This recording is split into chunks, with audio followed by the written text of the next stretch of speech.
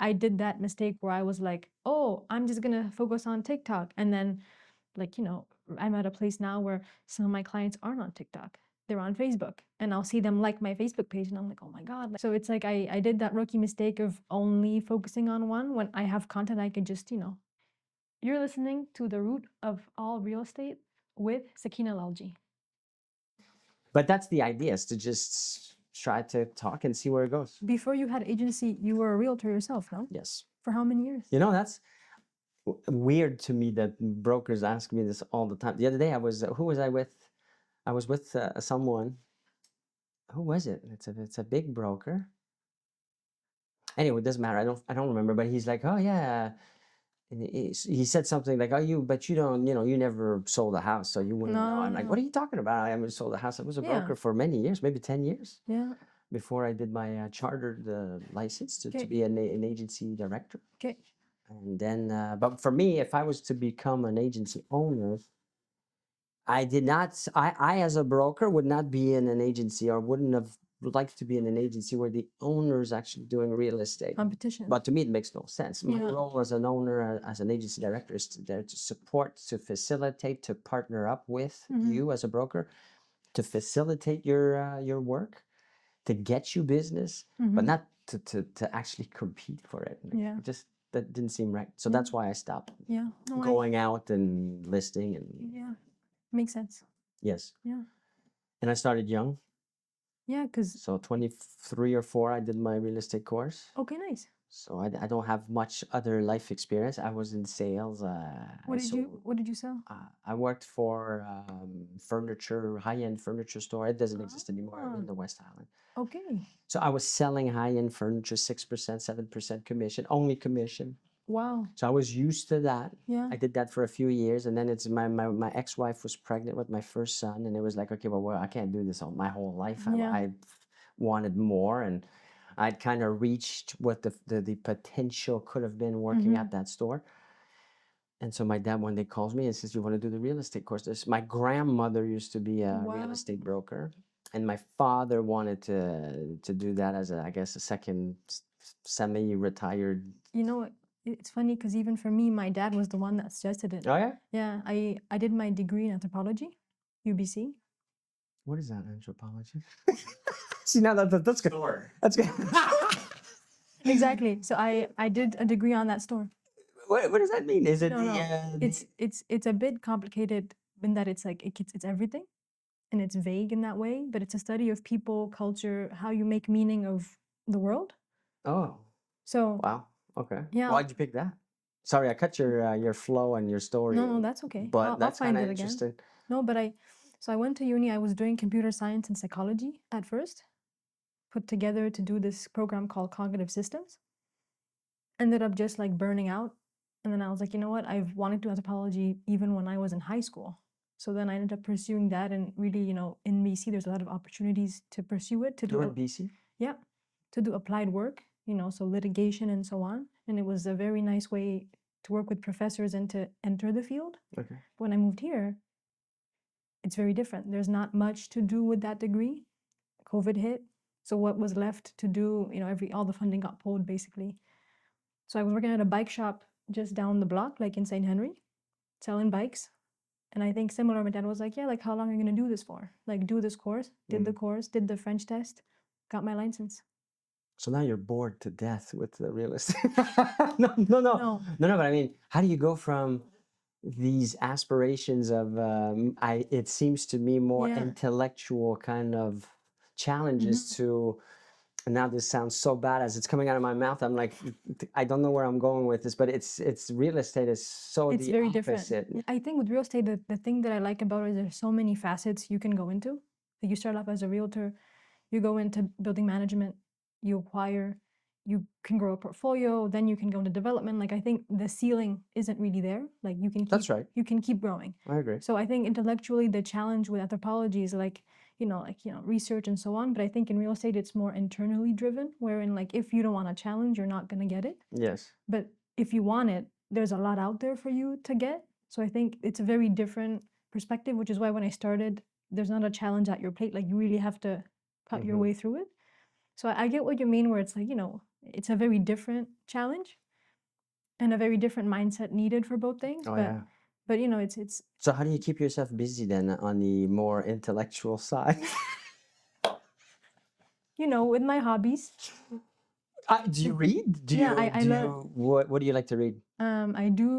I go through waves, so fiction, nonfiction. I know you read mostly nonfiction. Yeah, I don't read fiction. Yeah, I go through waves, so like fiction, nonfiction. I'm really into like urban planning, urban design. Okay. So I read some of that, and then it gets too much, and I switch, and I read a bit more fiction, just to, you know, cleanse the palate a little bit. But Yeah, I know I read to solve problems. I read to no, it's okay, true. I mean, I see reading as a school, yeah, as it is. not as an entertainment thing. Although, well, no, it's not entertainment. Well, what have you read recently that's really like you have a business? Like, what have you read that's helped you overcome certain challenges that you found? Well, I think I'm past that phase, which Okay, maybe that was in the beginning of the okay, reading. Now it's more understanding bigger things. Like I'd finished a book, or I'm about to finish The Ascent of Money, which is the okay, history of the money and the financial institutions and the insurance and the shares and okay. how all of that has started and evolved over the years. Mm-hmm. It's a classic, but it's more that kind of stuff Okay, right now.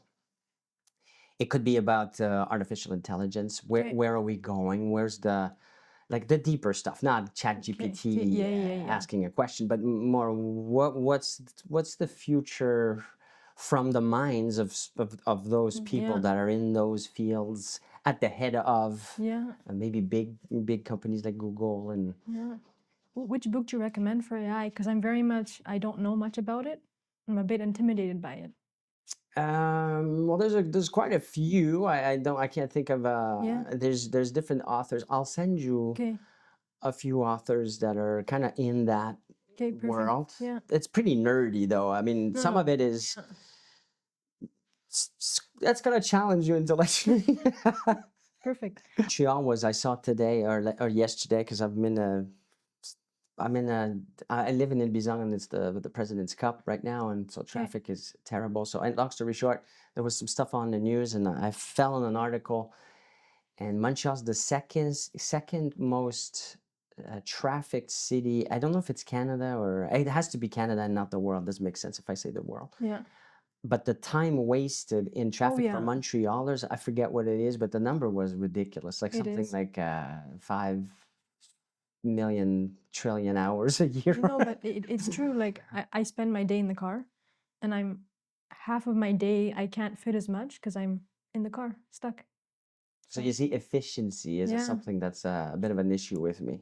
okay, I like that, that's how I came to, oh, I'm gonna improve my knowledge through audiobook because I'm in the car. Like, how can I use every minute to multiply what the potential results could be? Like, I'm sitting with you here. mm-hmm. Well, how can I use this time, Yeah, this interview to do not just one piece of content, but maybe I can solidify my relationship with yeah, you and nurture it because I get to know you better. yeah, Second, it will give us some great content. mm-hmm. For me, it will. If for you, it will. Then we're going to cut it into a million pieces. So that's going to prolong Yeah, it's always, it's an issue. yeah. It is Yeah, an issue for me, the yeah, productivity efficiency to where my relationships, I think, suffer from that because it's true. yeah, Because my mind cannot stop thinking in that way. yeah, It's good for business, but it's not good for just relationships. So yeah. how is that a problem for you? No, no, but it really is though. Is Like it a problem? I it, don't think you think that way. Do you? Is this something well, that, am I the only one or? no, but I think it's a lesson to learn because like time, you only have so many hours in a day. Like you're not getting it back. Yeah.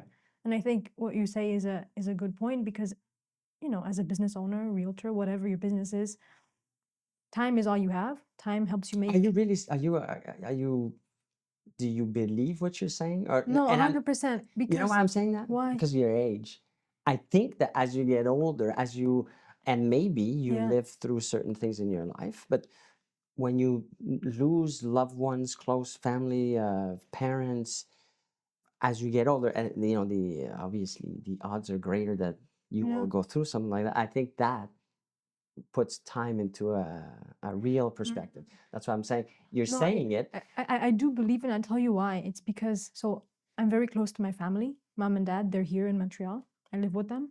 And like dad is a businessman, like through and through. Like when you say you can't stop thinking about it, that's him, you know? So I grew up with a figure where for him, like work doesn't stop and it affects his relationships. But at the same time, when you sit down and you think about the scale at which he's operating, you know, the intensity at which it takes to run something, to, you know, follow up, people management, like all these things, they take time, they take energy. Yes. So for him, and I think when I first, you know, began to like be an adult and live with them, I didn't get it. You know, I was like, yeah, like, you know, you're young, you feel invincible, you know, time is Forever. yours, you know, it's gonna be like this It's not gonna forever. happen to me. Yes. Yeah, you know, but I think to see him at his age, he's 60 plus, to still push himself to that standard, you know, I think the reflection happened very quickly where I was like, oh, I'm young, I have more energy. Why am I slacking off? Like, why am I not doing it like him? You know, like my both sides of the family, they've been through so much at the end. Like, you know, dad was a refugee when he was young. So much struggle to be able to, for me to live a blessed life. So I like to keep pushing for that, which is why I say this, where like I'm not getting time back. It's only going. And like, yes, I'm young, you know, hopefully I have a long life, but I'm not getting today back. I'm not getting yesterday back. So I think even in that small scale of things, it's important to be mindful. You know, I'm not always like in a normal way. but you know, it's important to just understand that and to be. If I don't think I'm at your level of efficiency where I'm always like this, like I have my little. Maybe I'm not that efficient. You know what I mean? Like Yeah. how I compare. I don't compare. Yeah. I study people. I see Yeah. what people do, and I think, oh, that's pretty smart. Yeah, no, but so to give you context, I do believe in it, and I think it's because of my mom and dad and like the way I've seen them live their lives, like very meticulous, very much wants to do what they do at a certain level and really well. And it's, you know, like by osmosis, for better, for worse, I've picked it up. Your dad's business, is it here? No, it's in Tanzania, Dubai, and China. Okay, so but he's still involved. Yeah, he goes here and there, back and forth quite a bit. What business is it?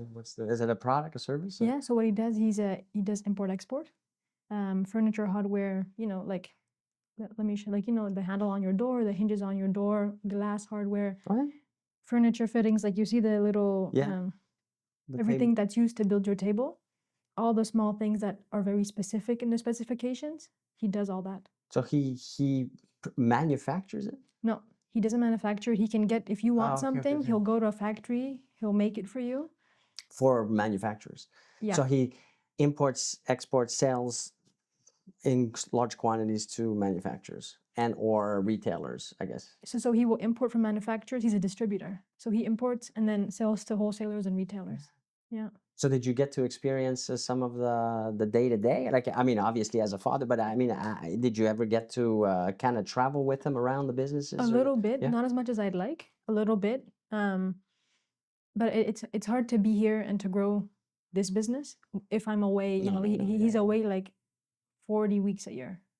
So, you know, 30, 40 weeks a year. So it's really hard to do both.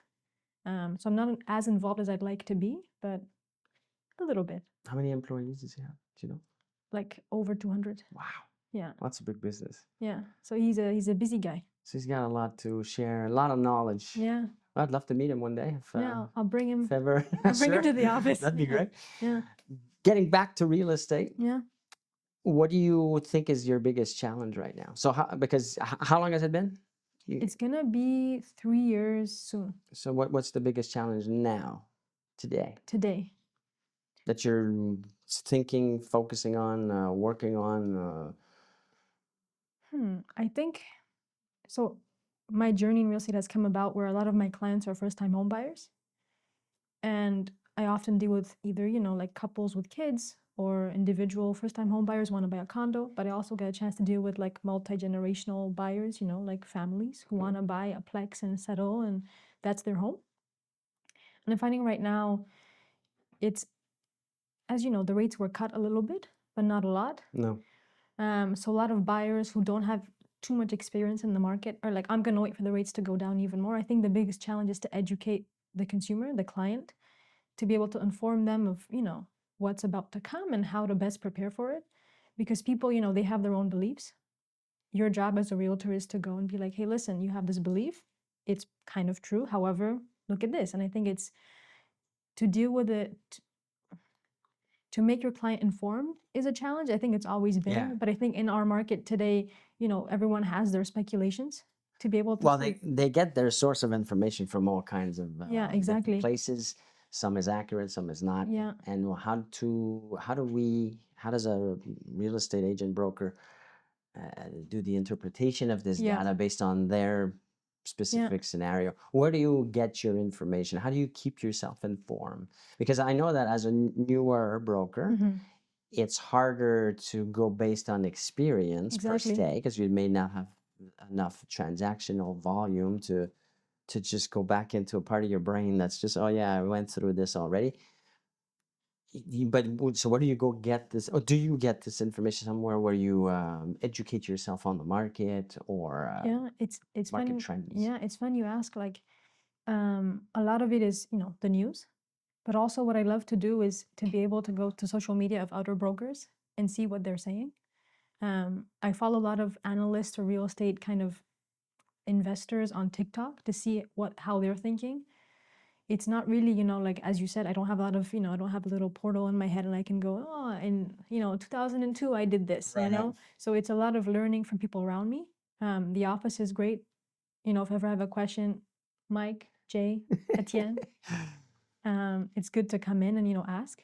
But really, I think just realizing it's I'm me, but also I'm surrounded by people who know things that I don't know, and to be open to ask. Absolutely. Yeah. Absorb as much as possible. Yeah. Now, the importance, I think, when you communicate with a client is to have that confidence. Exactly. You can sense if someone's talking and they're not sure of what they're saying, Yeah. versus they've done the work to do the research. Yeah. They know what they're talking about. Yeah. And so that you, as the recipient of this information, the client, Yeah. you feel Yeah. reassured, Yeah. confident. Confident to deal with this realtor to like make a big purchase with this person.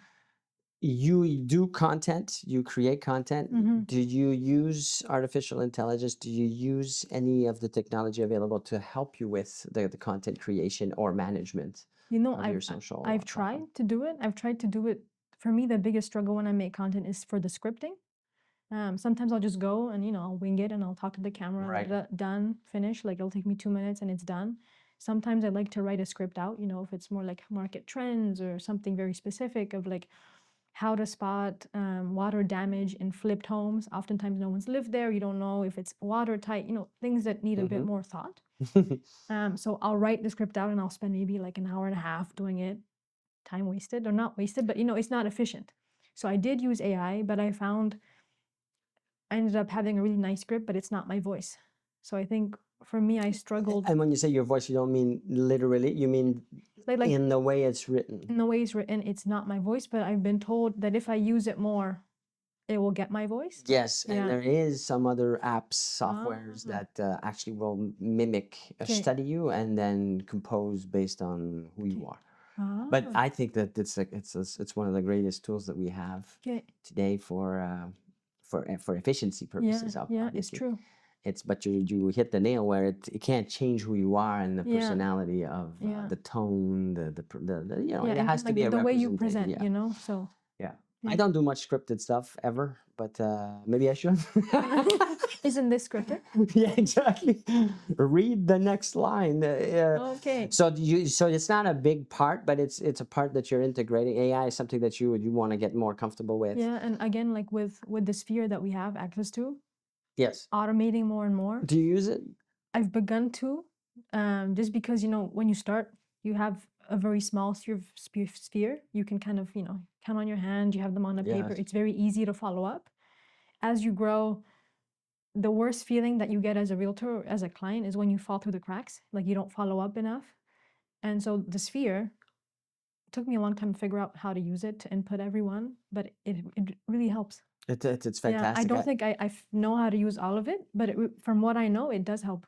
The automation part is what Yeah. I think is the fantastic Yeah. part. The part that tells you, oh, this person's engaging, this one you should follow up Yeah. with, based on the all the automation that's taking place while you're doing other things. Yeah. So it's worthwhile not just to use this as a typical CRM, but as Yeah. a tool that's going to help you just to know who to reach out to Yeah, exactly. and when. Yeah. So let's go into social media, because I know that I see your content. I know you believe in it, Mhm. or maybe you don't believe in it, but you use it. You produce content. Your platform of choice.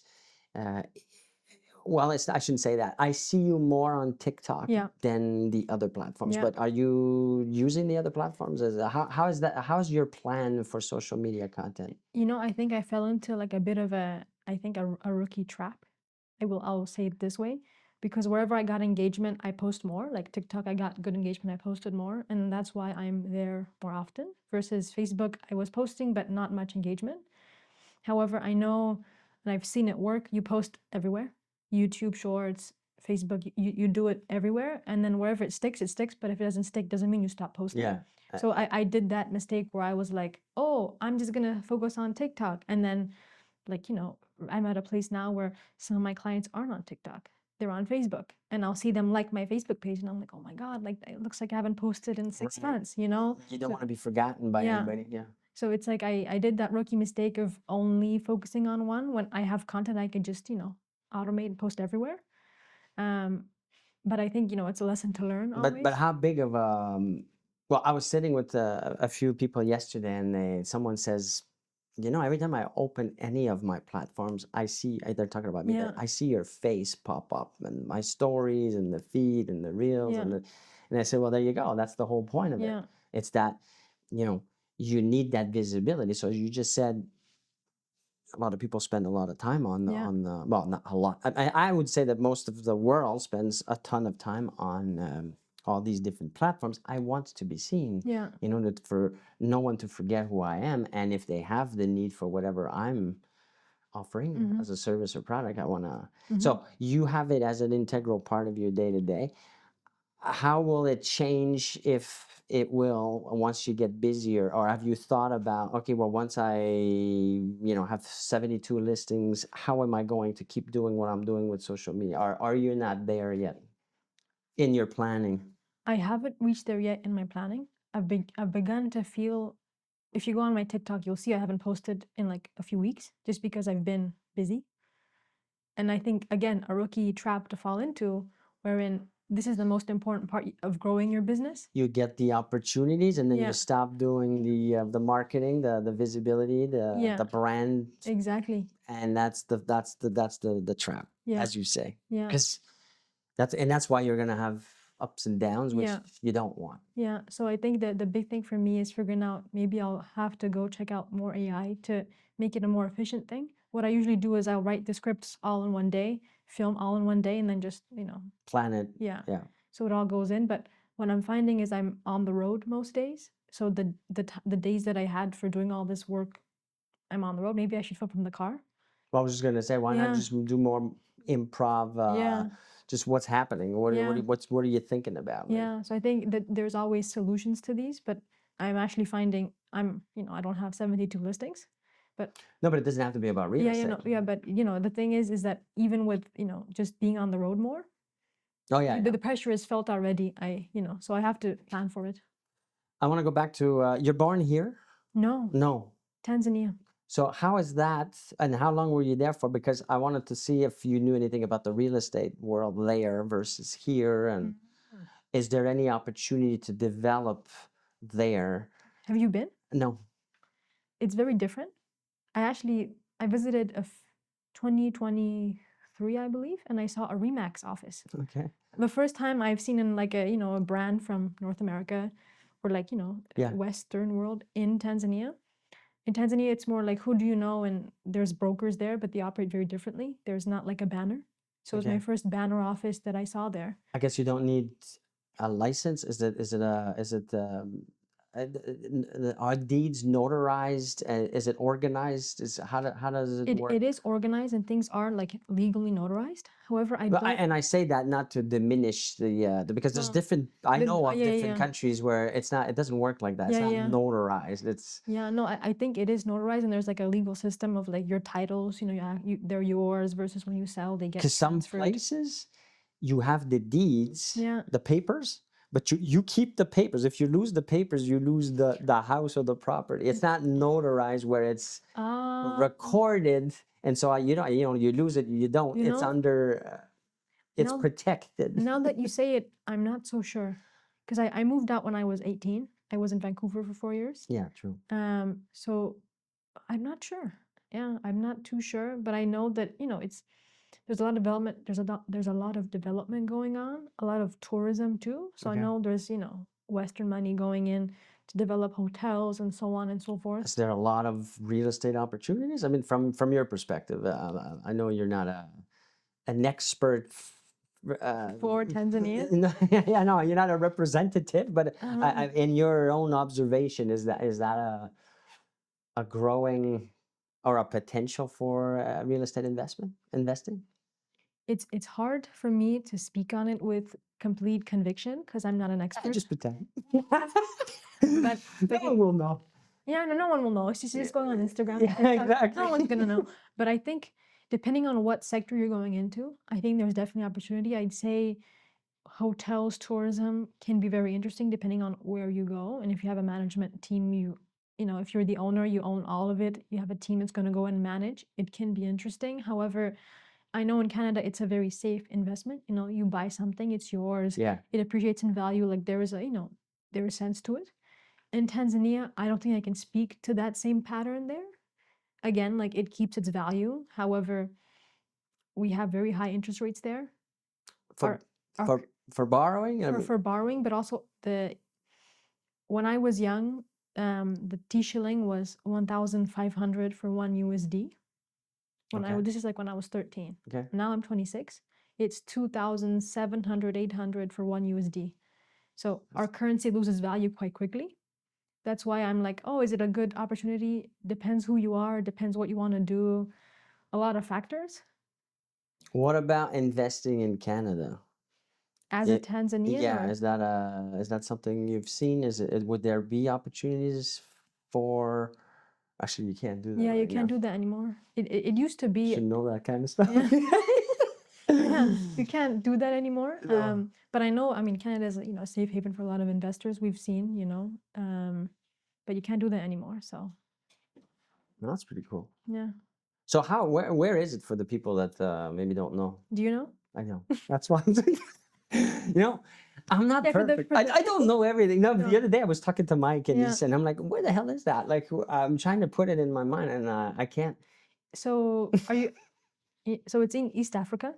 You know Kenya? Yes. So it's Kenya, Uganda, Rwanda, Burundi, Tanzania by the coast. How big is it? How big is the country? Like It's fairly big. We have about like 60 million plus. oh, Or maybe it's changed. no, I mean geographically, is it a big chunk of land or it's? It looks small on the map, but it's quite big because it's like right by the equator. Want me to show you on the phone? No. Yeah, but you'll But see. I'll check it out. Yeah. I was with with a broker, without naming a name, and he was talking about going to Africa for real estate, and I forget where though. I forget where it was, and he was meeting some people to try to get some kind of real estate stuff going, organized real estate going, because the potential is huge. Like the number of people and the size of the is huge. Yeah. So that's why I was kind of curious to. Yeah, I guess maybe I'm not aware of No. this. But Africa is huge. It's like a massive continent. So the main source of revenue then is what? For Tanzania? Right. What, like tourism? No. No. Tourism. No, So because you keep talking about tourism like it's because we have an island, Zanzibar. You've heard of Zanzibar, I'm sure. Well, I've heard, but yeah, but it's like it's a very tourist heavy place. Okay. We have a lot of safari.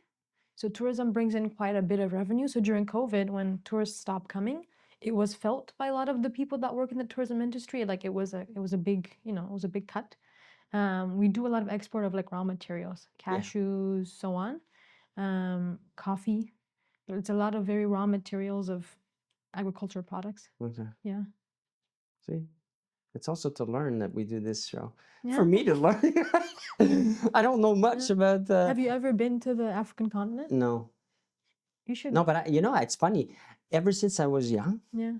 I don't know why. I don't even know where this comes from. It must be something I've seen or whatever. But I always said I would love to go.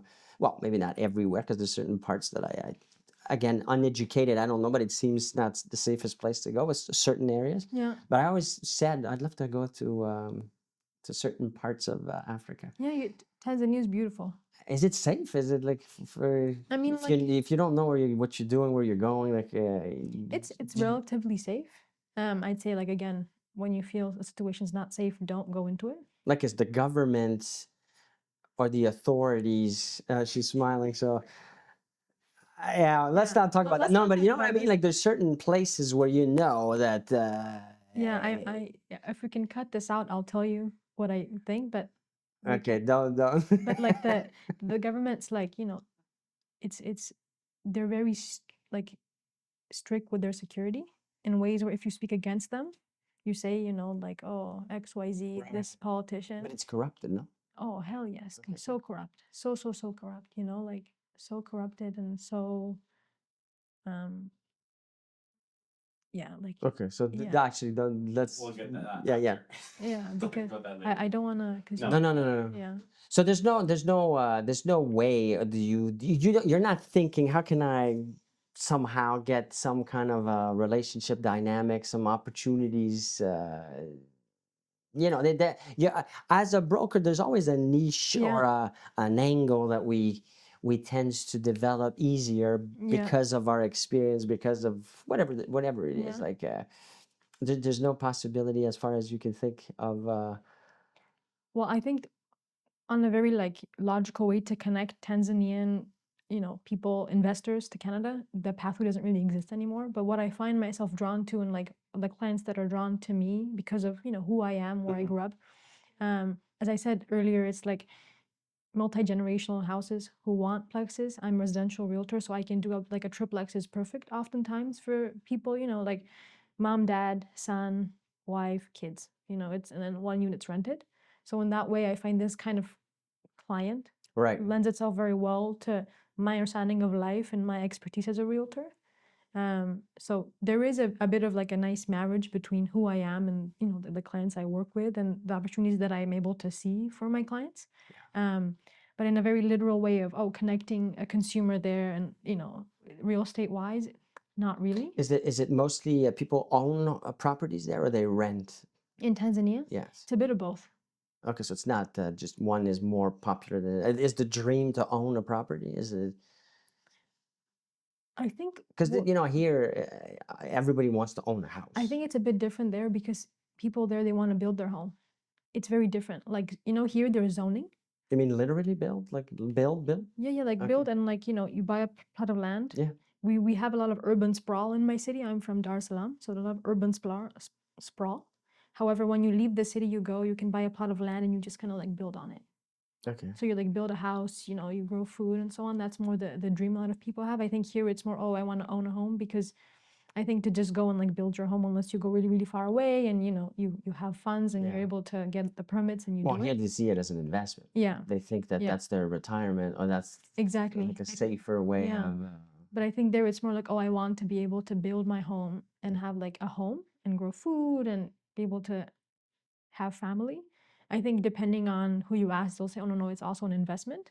But the more common sentiment I see is like, I want to build my home. See, I'm learning a lot today. Yeah. Where do you see yourself in 5 years from now? Or do you even go through that exercise of projecting yourself and thinking about that? Well, I think I definitely do think about what I'd like to achieve and like opportunities I'd like to pursue. But the thing, I don't know, I found if you asked me like when I was 21, if I'd be here at 26, I probably wouldn't even have been able to fathom. Be here, you mean what? Like, here in Montreal? Yeah, or like here alive? No, Oh, I don't know. maybe. It's a I good don't. question. Well, yeah, No? also be here alive because you can never take it for granted. That's right. No, no, but I mean, is that, are you thinking that deep or you're No, you're- it's more like when I was 21, I was doing my intellectual degree in Right. anthropology, in BC. I had really no plans to become a realtor, no plans to move here. Okay, okay, So I see think what the you mean. way that life turns and it's very unexpected. So I think for me, it's more to be open to opportunities, to meet new people, to Right. be able to build relationships, to nurture those. But if I feel sometimes if I'm like 5 years, I want to do this, I feel like I'm almost doing this to myself, like boxing You're myself. restraining your Exactly. potential. Yeah. So That's a cool way of seeing it. That's a yeah, cool way of looking at it. what can I say? But it's I think for me, yeah, I just hopefully doors keep opening and you have to keep trying to get more doors to open. But I don't know where these doors are going to take me, so. Well, I really enjoyed this conversation today. Yes, me too. Thank you for having me. Thank you, and we'll have you back for sure and Yeah. see if in 5 years Yeah, see you in 5 you're years. still here. Yeah. Thank you. Thank you.